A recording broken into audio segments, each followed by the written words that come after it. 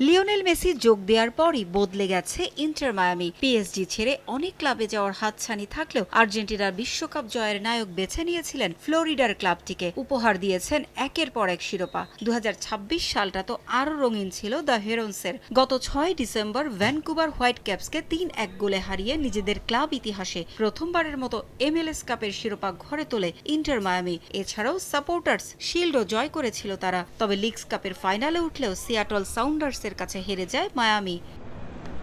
2026 সালে নিজেদের সাফল্য যাত্রা আগের মৌসুমকে ছাড়িয়ে যাওয়ার লক্ষ্য তাদের। বড়দিনের ছুটিতে নিজ নিজ দেশে আনন্দ উদযাপনে ব্যস্ত মেসি সুয়ারেজরা। তবে থেমে নেই ক্লাবের নতুন মৌসুমের পরিকল্পনা। মায়ামির 2026 প্রাক মৌসুম শুরু হবে পেরুর লিমা থেকে। আগামী 24 জানুয়ারি লিমার আলেহান্দ্রো ভিলানুয়েভা স্টেডিয়ামে স্বাগতিক আলিয়াঞ্জা লিমার মুখোমুখি হবে হাভিয়ার মাসচেরানোর দল। আলিয়াঞ্জা লিমা পেরুর ফুটবল ইতিহাসে দ্বিতীয় সর্বোচ্চ সফল ক্লাব। এখন পর্যন্ত তাদের শোকেসে শোভা পেয়েছে 25টি লিগ শিরোপা।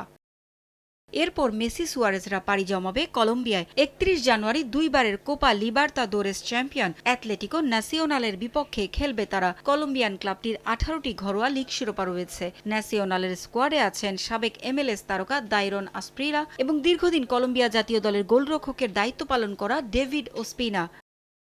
ইন্টার মায়ামি তাদের সফরের শেষ ম্যাচটি খেলবে ইকুয়েডরে। সেখানে তারা খেলবে বার্সেলোনার বিপক্ষে। তবে স্প্যানিশ জায়ান্ট নয়, কাতালানদের সাবেক দুই তারকা মেসি সুয়ারেজ মুখোমুখি হবেন বার্সেলোনা নামের ইকুয়েডরের ঐতিহ্যবাহী একটি ক্লাবের বিপক্ষে। এই সফরের স্কোয়াড এখনও ঘোষণা করেনি ইন্টার মায়ামি। তবে প্রতিটি ম্যাচই বড় দর্শক সমাগমের প্রত্যাশা করা হচ্ছে। এছাড়া MLS চ্যাম্পিয়নরা আরও কিছু প্রাক মৌসুম প্রস্তুতি ম্যাচ খেলবে। 2026 প্রাক মৌসুম শেষ করে ইন্টার মায়ামি তাদের প্রতিযোগিতামূলক MLS মৌসুম শুরু করবে 21 ফেব্রুয়ারি। সেদিন লস অ্যাঞ্জেলেস কলিসিয়ামে সন হিউংমিনের LAFC'র বিপক্ষে মাঠে নামবে মেসিরা। বিশ্বকাপের বছর হলেও ইন্টার মায়ামির দায়িত্ব পালনে নিজেকে উজাড় করে দিতে চান লিওনেল মেসিও। পারভিন আক্তার, সময় সংবাদ।